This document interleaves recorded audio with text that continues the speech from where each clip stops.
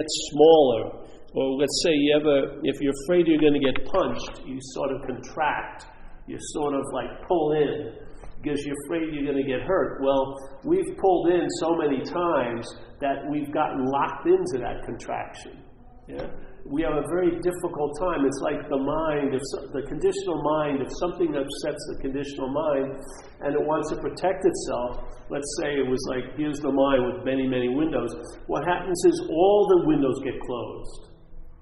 Yeah? And then once they're closed, it's very difficult to get them open again. Very freaking difficult. So this whole idea is being confused, thinking you have it, that's just part of this process. You're putting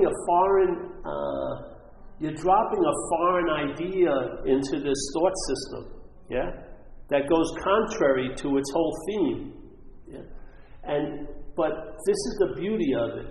There is mind, or big M mind, right where you're sitting right now, that already knows this already, completely knows it. Now, all it needs is to hear the possibility, and maybe it will start entertaining it in this manifestation. And maybe if it does, you're going to start traveling lighter through your life. Yeah?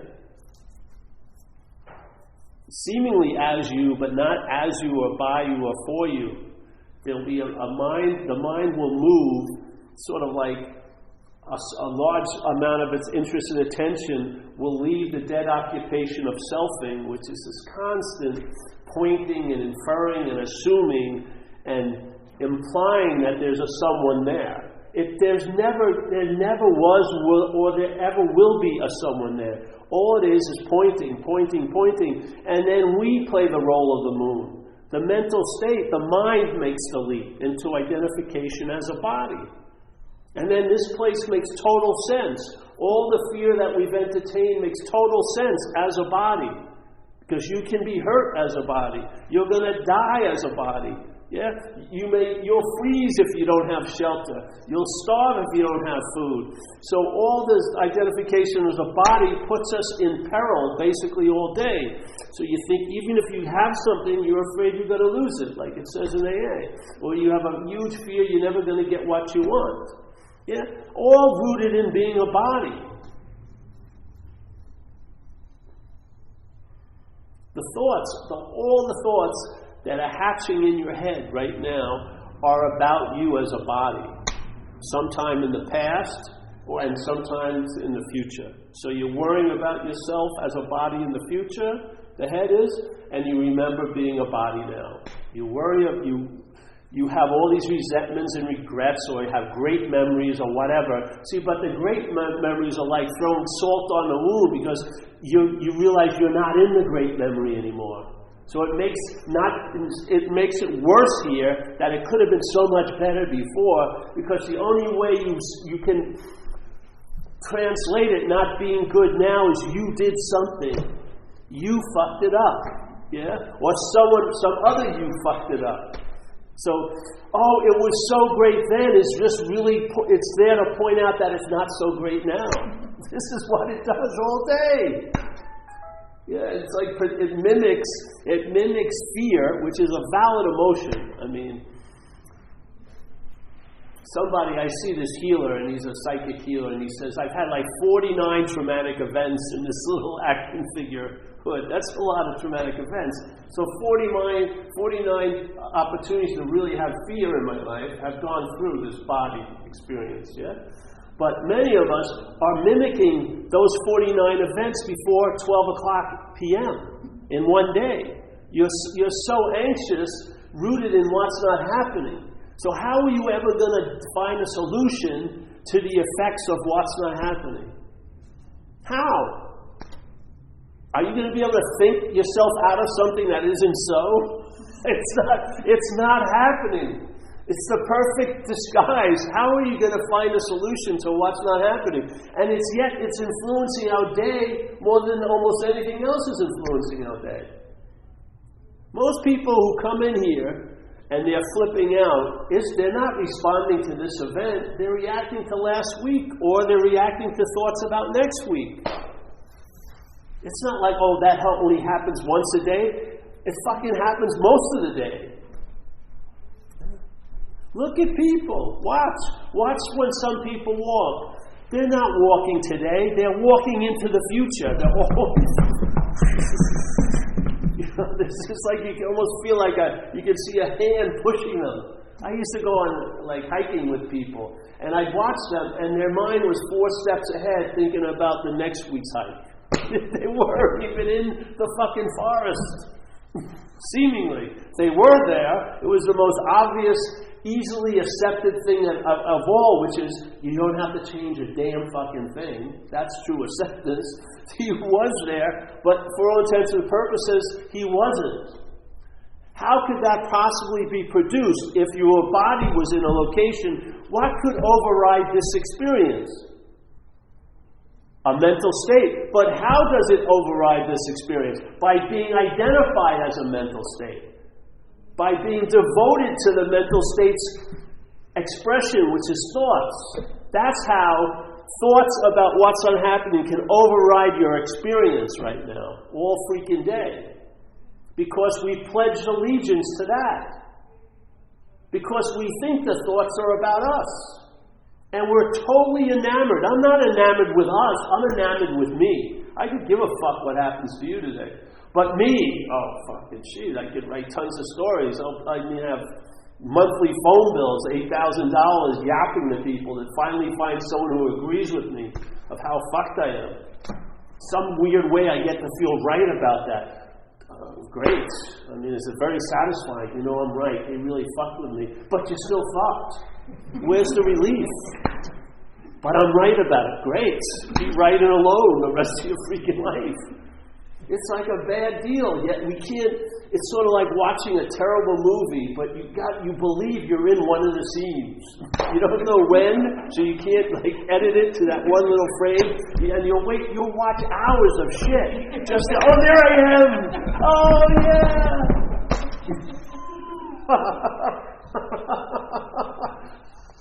We've been watching for 30 years, 28 years, 50 years. It's all about me. Just keep on hoping. One day, it's all about me. I know it. No, it isn't. It's never been about you. Life is happening, not to you. To you is the story of life. The event of life is happening. To you is the story, and it comes from the mental author. That's where it's written. That's where it's reviewed. That's where it's critiqued. That's where it's distributed. It's all in the mental state. It's all rooted in thoughts. And then if you have feelings, the feelings are totally co-opted by the thoughts, either before or after the feeling.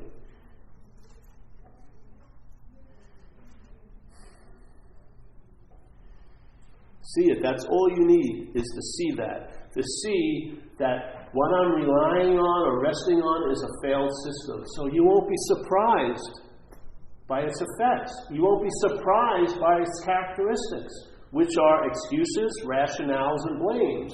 Because a failed system would need excuses for its failures, would need to find someone to blame, and to rationalize them away. Yeah? The head's doing that most of the time, because we're not seemingly happy, joyous, and free right now, and it seems to be the imperative. That's why we bought the fucking subscription. This is supposed to protect us and get us to get everything we want, and then not want would translate into an incredible sense of being. It's fallen flat on its face, so what does it do? Excuses, rationale, and blame. After it's full of blaming everyone, God, this and that, it'll turn on you.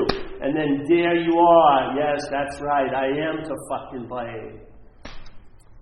I knew it all along. I wish I would have gotten to it earlier. It's because of me everything is like this. It is because of you everything is like this, but thank God you're not that you. Thank fucking God you're not the me you take yourself to be. You are not even close to that thing. That's why someone else, you could look at anyone in this room, I wouldn't trust everyone, but a few of them, and you could turn your life over to them, and your life would look better with them running it than it does you running it. Actually, the best person to get is the one who has the least amount of interest in you. They probably do the best job. Because obviously you have the most amount of interest in you and you're doing a fucking shitty job. So read the tea leaves and go the other way. Hey, Bob, come over here. Could you give me a master plan for the next year? Okay, Paul, I think you have this talent and that. And if you followed it, you'd probably be a happier camper. But no one knows me. Fuck is right. They don't know you. They don't know the me you're taking yourself to be. No one sees it. No one sees you as the me you're thinking yourself to be. No one. No fucking person. I'm with my friend and I'm going on my story. Usually it's with a lot of comedy in it, but my story that I'm a sociopath or, I don't feel like any person, I don't have joys and this and that. And they're just stories. It's just story after story after story. You know what I mean? I've seen people, they feel like they're totally unloved, and yet tons of people loving them up all around them, but they don't see any of it because they're up the ass of self. They want to get the divine proctologist to pull them out, but they want to get back in there again because they don't want to miss anything. They want to be that person. This is it. It's called identification as self. That's the root of the problem. And it's also the opening of the solution, because if you realize it's identification as a self, that's the problem. You don't have to get rid of the self. There isn't one. You just tell the truth about the identification as. And when you see the identification as the self is really the glue is because the self represents you, if you can start entertaining the idea that you're not a self, you'll lose interest in it. And then when you lose interest in it and attention, it will seem to lose effect in your life. Because its influence is your juice that's being given to it through identification. You're interested in it because you think it's you. Just like I'm interested in the conversation in the other room because I've already planned I'm going to marry that woman that I've never even spoken to and have my first child with her. Yeah? So I'm keenly interested into hearing what she has to say about me. Hopefully she's going to say something about me.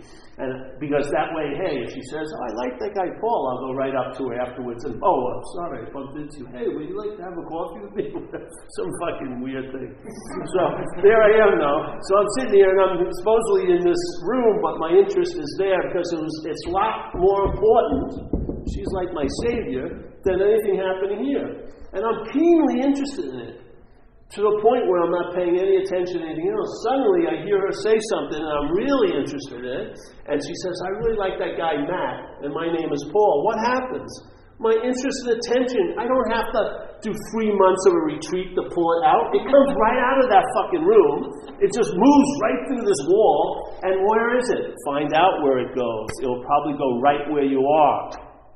And it will start enriching your day instead of enslaving you. It's the interest and attention. We're extremely interested in our story. That's why the thoughts have power over us. It's not the thought, it's the my that precedes the thought. If I had Deb's thoughts going through my head and there was a disclaimer underneath it, these are Deb's thoughts, I know the insanity of them in like 5 seconds. Yeah? But the same thoughts could be fooling me for 30 years held as mine. You gotta see, you want relief, find the dilemma and be clear about the dilemma. That's all you need to know.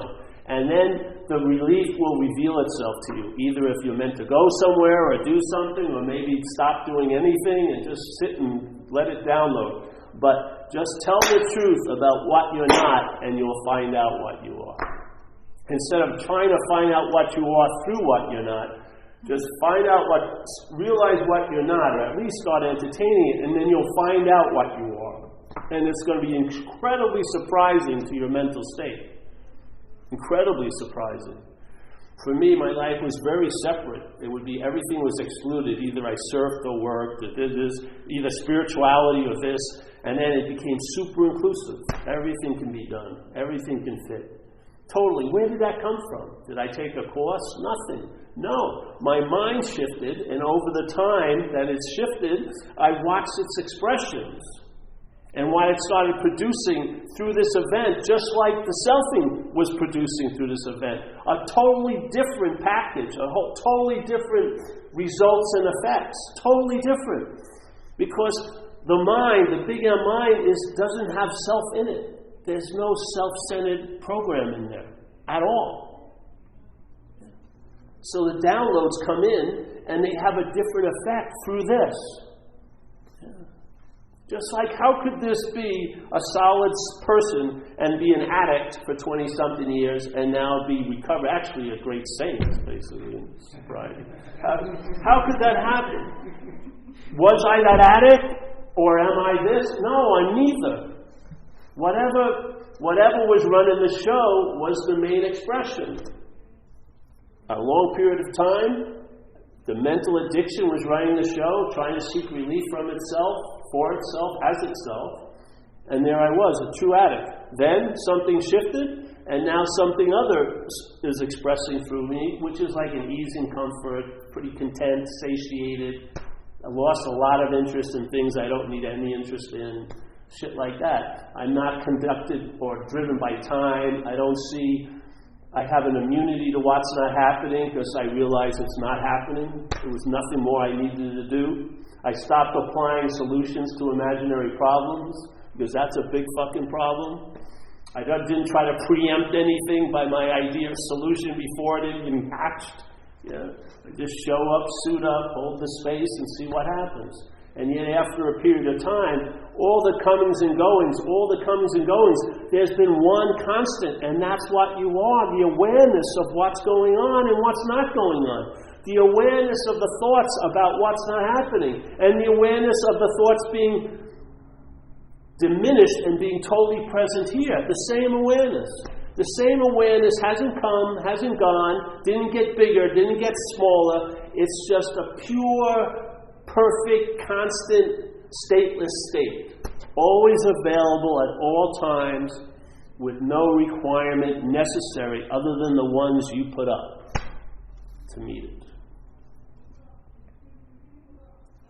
Go back in any moment of the day, if you go back as far as you can never get behind what you are. You are that which is seen. And that which is seen is never going to be seen. It's never going to be objectified. It's never going to become a thing. It's pure subjectivity, looking out of all these little camera locations right now, thinking it sees a you, and then all of these yous see that incredible, unique me as a you.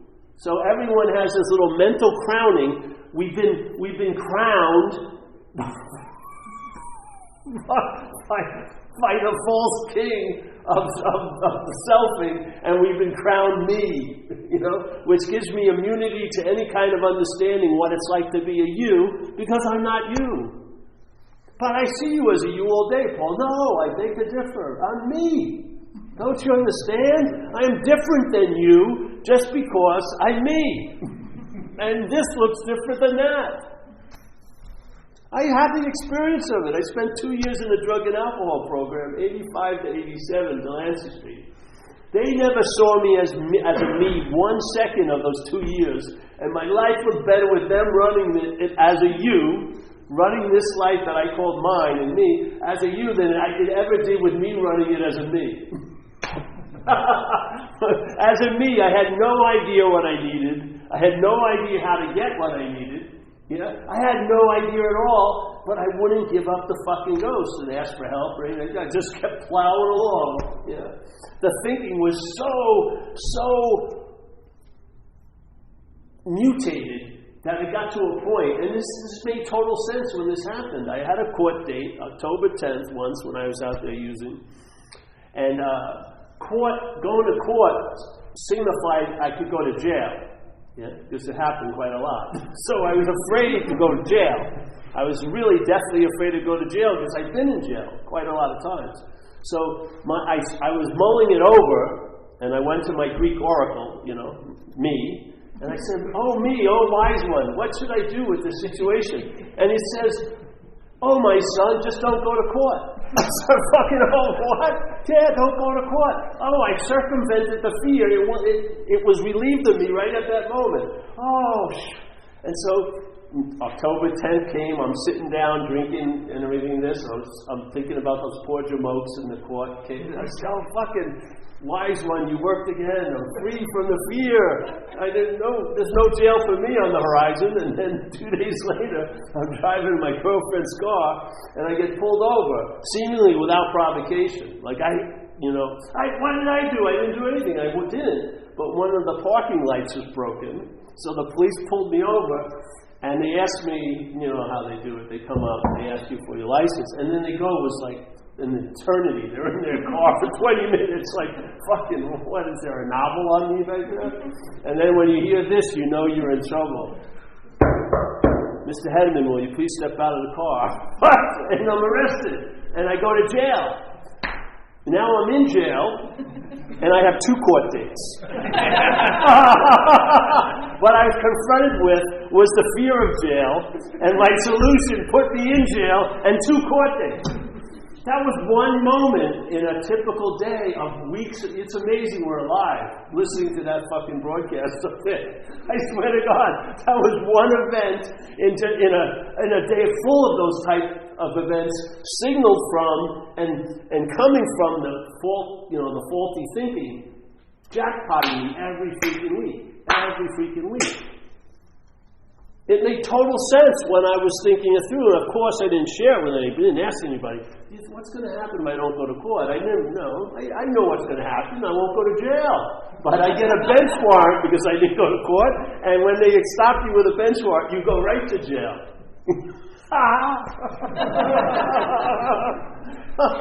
You want to rely on something like that? And I don't care if you're in Pacific Heights, the thinking is still fucked. It's all fucked.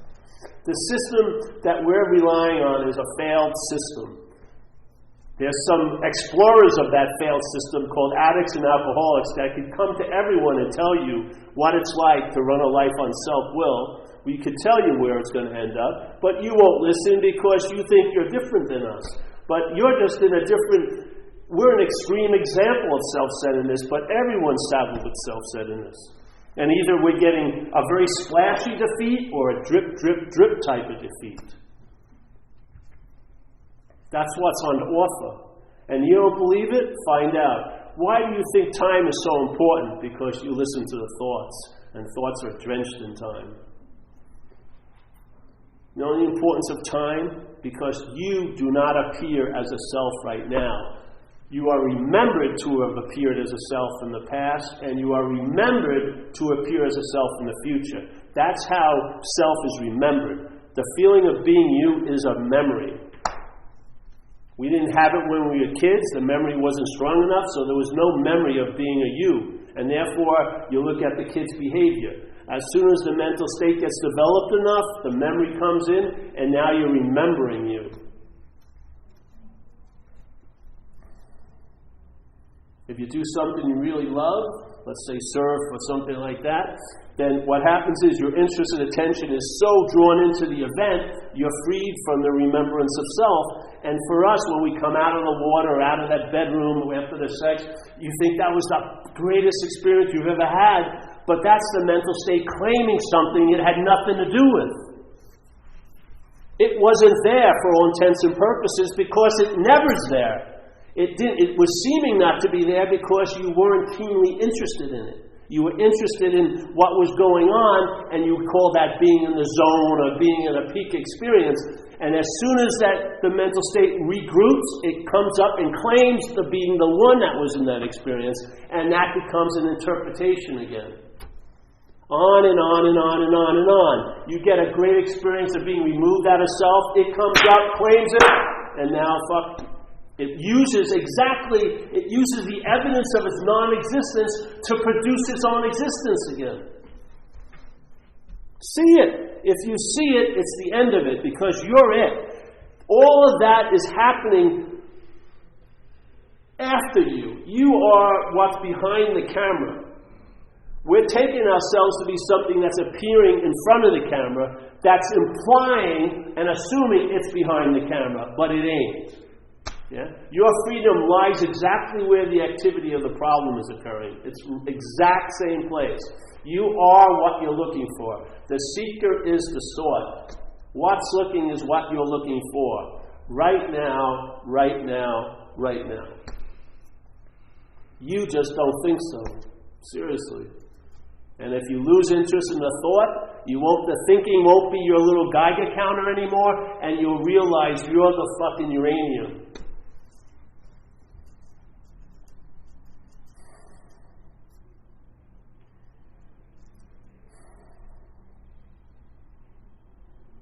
So look at thoughts, see the mind that comes before them. Question the mind, forget about the thoughts. It's like a false trail the mental state wants you to follow. I'm going to work on my thoughts. No, question the idea that they're yours. If they're not yours, what will happen? You'll lose interest in them. Why are you so interested in them? Because they're about you. So go the opposite way. If they're not about me, you're going to lose interest in the thoughts. What's going to happen? You don't lose interest, it just leaves that dead preoccupation and now maybe enriches your life right now. So really what people are missing the most, like alcoholics in my view and addicts, they're really missing themselves the most. They've been so hijacked that they're not in their own lives to an extent, seemingly. Yeah? So they're really longing, they're super longing for themselves to show up, basically. What is that? What is what you are showing up? How is this going to be expressed? Through interest and attention.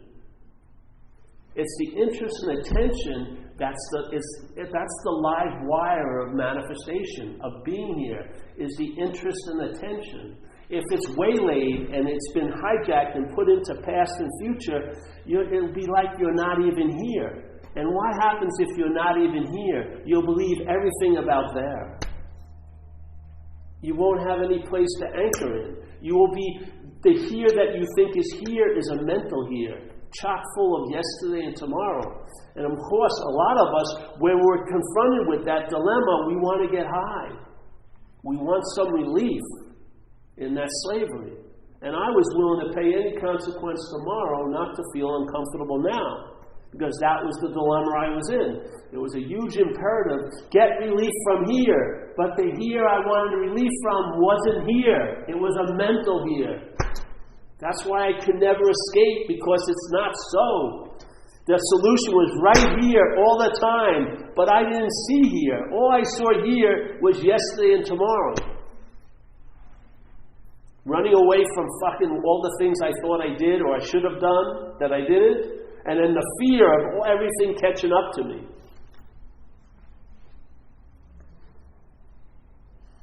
There is a solution. Just start with that. I had it with recovery. I went into these meetings. I don't know if everyone here is in recovery, but AA is a magical thing, because they have, knowing it or not, they produce these meetings, which is sort of like in the old days the tribe would meet at night around the campfire, and you get that sense of belonging and community, which is really, really valuable if it's valuable to you, which it was for me. When I realized after months of being AA, what I was feeling was a sense of belonging, then I knew how absent that had been in most of my life. And it was really, really helpful to chill me out here, was to have that feeling. So here we have these meetings, and people, I came in with this very strong, membrane of terminal uniqueness. Yeah. I really believe no one thought like I did. No one felt like I did. No one did the heinous things that I had done. Yes? And that was my basic reference. And I'd come to meetings and I'd listen to people the first few months, and what they would share would be their thoughts, their feelings, and their experiences in life. And I came to two conclusions after a few months. I said, how did they get my thoughts, my feelings, and my actions? Or they're not my thoughts, my feelings, and my actions. Now the latter was very fucking freeing, because it gave me some space between the thought and the my that I hitched it with. My was a basic stock hitch called alcoholism, but I hitched that my to all the thoughts and thought I was so unique. It gave space where I saw the my got a little weakened, and then I could just see thoughts, and I could start saying, at least they're alcoholic thoughts, and I got some space. And then the orbit around me got moved out, and I felt that space or that largeness, yeah? And my mind just kept entertaining it, and there's no stopping how far it can go. You expand out of the system of thought and interpretation, and now you're in the field of mind, big M mind. Now your downloads aren't horizontal, they're like vertical. Now there's a timeless quality to the solution that you're entertaining, not another time solution, which is all doing and having and vigilance and practice and shit like that. No, you've realized you are actually what you're looking for through all those activities. You are that right now with no customization, no work on it, because how are you going to work on no thingness? Where are you going to grab it? How can you embrace no thing? Where can you go to get closer to it if it's everywhere? What do I need?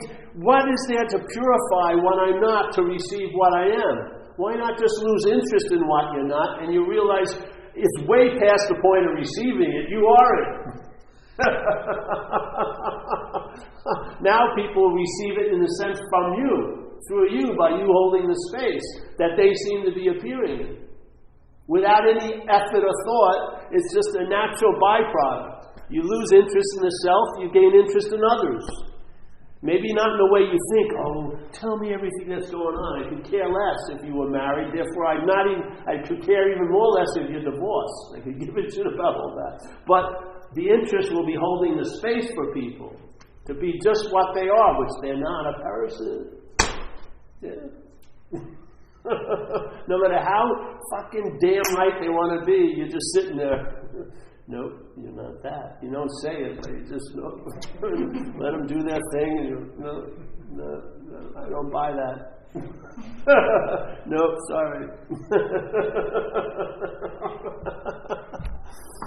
Yeah, you'll feel a lot better, honey. Just entertain the possibility. That's why we put so many talks out. We don't expect anyone to understand it. Understanding is like the booby prize, really. The spiritual subpoena has been served by you walking in here. Your willingness is going to be the driving force. It'll germinate the seed that this possibility has been put in you. Yeah? And it'll grow the way it wants. It may take time, it may take no time. It's all up to mind. Yeah? You're just going to be at the effect of it. You are the effect of it, basically. You're like the brush of the artist's hand. Yeah? You're right. You're at the point where the brush hits the canvas. That's what you are. The brush can't fucking get any idea of what's really doing all the painting. It's not its job to. But you can feel the spirit. You can feel the energy. You can feel the presence moving through you. You can feel the water moving through the hose. Yeah, you can intimate it, and that's the joy of all joys. Yeah. It would be ruined if you could see it. Because if you could see it, then there would be a moment where you couldn't see it. But this has nothing to do with time, has nothing to do with things. It's not infrequent, nor is it far or close. It doesn't have location and dimension and geography in it. Yeah. It's like the ocean, and you're the ocean.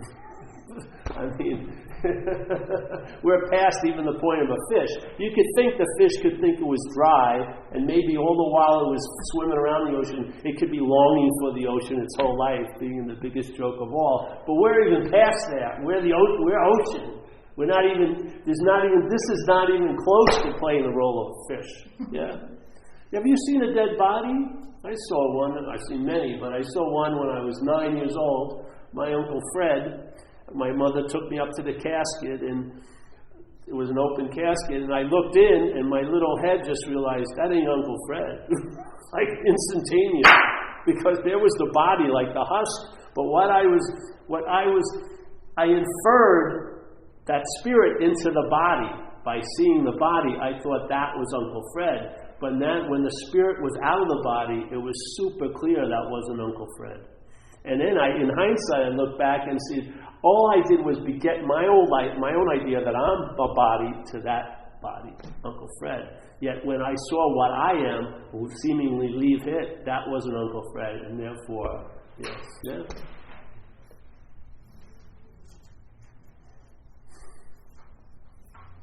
All you need is one stroke, man, one little whack, and have faith in mind. You have doubts about your head because you're taking your mind to be the mental state. That's not mind. That's a mental state. We're relying on the mental state as if it's mind, but it's not mind. It's unreliable. It's been formatted, yeah? It sees things and only things. It believes in time. Yes? Separation, all of this stuff is its core programming. And there's no point of trying to change it. Just realize you're not beholden to it. Yeah? Just realize you're not beholden to it.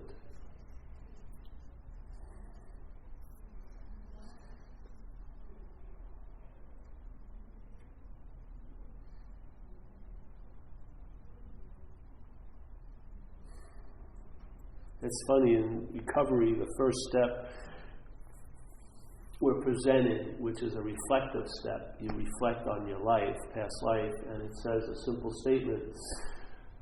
We were powerless over alcohol, and our lives have become unmanageable. Yeah, that's the reflection. That's what it's saying. So, over the years, that powerlessness, we used to always have a saying in recovery that powerlessness is like sort of dancing with a gorilla. You're going to stop when the gorilla wants to stop, yeah? So you have no say in the matter. Once the alcohol or drug was introduced, the parasite got its oomph, and basically you were used for transportation, physical, yeah? And so you did all this shit, and you did that, and did this. And so be very clear about it, that you were powerless. That should let you off the hook, you know? You realize, Jesus, so Christ, I couldn't, like I was apt to do almost anything unless you could physically stop me when I was out there. So if you see this, and we always talk about you have to be thoroughly convinced about the first step, 100%, but most of us miss a lot of it, which is we don't see the powerlessness of it because the mental state still believes we did it. It's still going back in time and harvesting guilt and shame about behaviors that were exhibited when we were under the influence greatly. Yes? Yet it says powerless. And people believe they've done it 100%, but they haven't done it 100% because of every night when I hear them bring their harvest of guilt and shame from the behavior that they exhibited when they were drinking and using, it demonstrates to me that the powerlessness hasn't been grokked, so to speak, yeah? Because the powerlessness is one of the first reliefs of your own hook. You realize if I did drugs and alcohol, there's no way I knew what was going to happen. Then why am I going back over it and harvesting guilt and shame for being the doer of that behavior?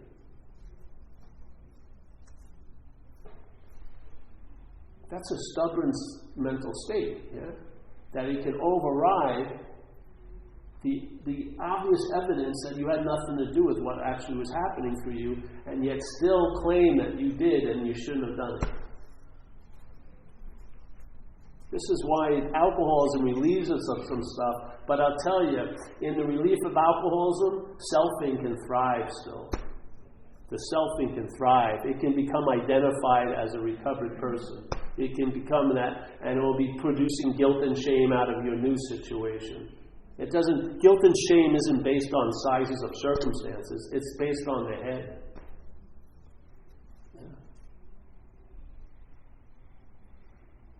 The alcoholism address leads you to the real root of the problem, which is self-centeredness, which is identification as a self. Yeah. That's where the real relief will come. Because now, instead of having the experience, the problem doesn't exist for you. Yeah, you'll have the state that the problem doesn't exist as you. Yeah? Problem doesn't exist for you, but you're still the as you. When you realize it doesn't exist as you, then it's not an experience anymore, it's a state. Yeah? A state has much more long-lasting effects. It's more like a principle. It outshines circumstances and situations. Yeah.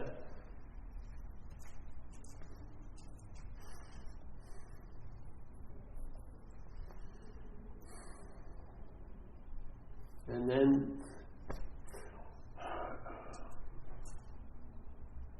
you stop subscribing to K-Paul, the golden oldie station. You pick up some other ones, like Nature Sounds, like the Celestial Spheres. You get other downloads occurring that are much more suitable to contentment and serenity and satisfaction and peace. Yeah? Your mind becomes chilled out enough so that it can enjoy peace of mind. Because peace is of mind. It's not of circumstances and situations. It is not. It's of mind. Yeah? That's where peace is. It's of the mind. Big M mind. So is serenity. So is acceptance. Yeah? See you, bro. All of it's of mind. Yeah? Not of the mental state. In the mental state, peace becomes something you can lose or something you can acquire only to think you can lose it. Yeah? That's not peace, is it? If you had a peace that produced anxiety, I mean, you know what I mean? That seems, it makes no sense to me. Oh, I had the peace. I'm really, how am I going to keep this? You've got to see the flawed format there. This is like, if you don't have it, you can't lose it. That works. Yes? If it's not done, it can't be undone. That works. It has super very little to do with me. Boom! That works. That works incredibly well. Once I become in the equation, the peace seems infrequent. I've got to go to India.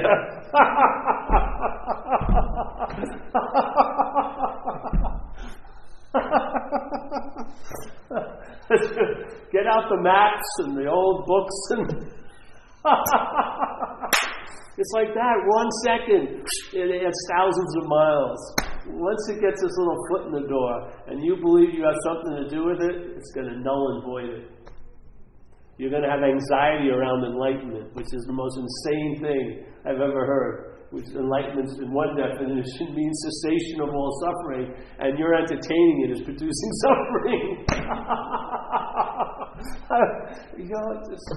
It's right in front of our eyes. You just see it. Something doesn't work. We approach peace and we make it a commodity. We believe we did something to produce it. Therefore, we can do something to unproduce it. That's not peace of mind. That's a conditional, circumstantial peace. Yeah? Very, very volatile. Could stay, could go. Yeah? It's apt to get you very, very in a lot of distress trying to keep it longer or make it stay or reproduce it. All it is then, peace is just a big full-length mirror to see your imaginary self in.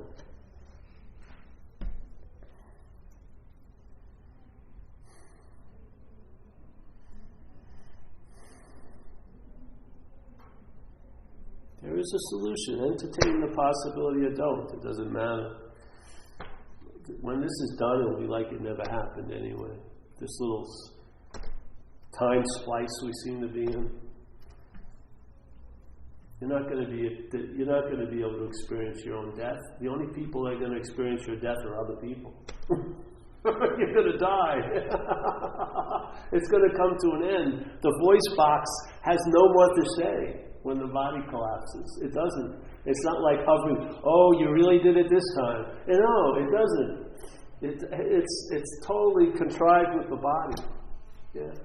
The body that ends, your eternal soul that's been yapping all these years isn't eternal.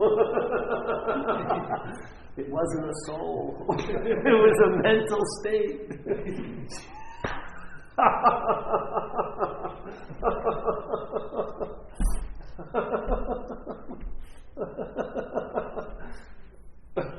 You're so afraid of dying, you won't even know it happened, probably. Have you ever had a big traumatic experience? I've had a few of them. Car accidents, hitting my head on the water and the bottom. And, at the moment of the real event, the selfing was nowhere to be found. Because, especially if you hit your head, the brain's producing the selfing. If you hit the brain, like I hit my head in the water, and I shut the nervous system off, which also shut off the brain, and there was no self. All there was gold. Everything was gold-rimmed, the event. I swear to God, just a giant gold-rim event, and there was no narrator, no observer, nothing. You know what I mean? Then my arms and my thing came too, and the first thing my selfing said is, I can't take the ambulance. It costs too much money. That was the first noble, fucking profound thing it said, based on fear. I can't afford the ambulance. Fuck it. I'll die here on the beach. Don't take me anywhere.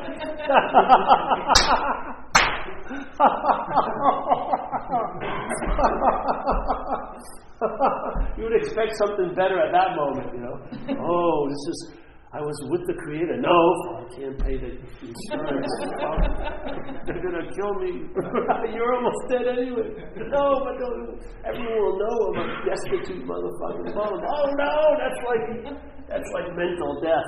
More than actually the death, it was like people thinking of something about you. Which all they were thinking about is what you think they're thinking about. You fucking have no idea what's going on in their head. I live for others. Yes, you do. I know what they're thinking about me. You don't have a fucking clue. You don't even know what you're thinking about me.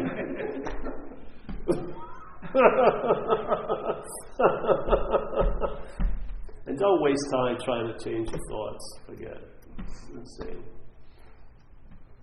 It's insane. It's a pointless endeavor because they're not yours to begin with. Yeah. Why do you think they're so unruly? They don't come under your sway, do they? Do they stop when you want them to stop? You have no power over them. They're just like winds. They're like mental winds blowing. They blow, and the leaves that the winds are blowing are like the thoughts. They blow them in, they blow them out. And then there's a thought that precedes all those thoughts, which are my thoughts. They're my feelings. They're my seeing. They're my actions. That's the bondage of self. Yeah, so that's it. Any questions? No?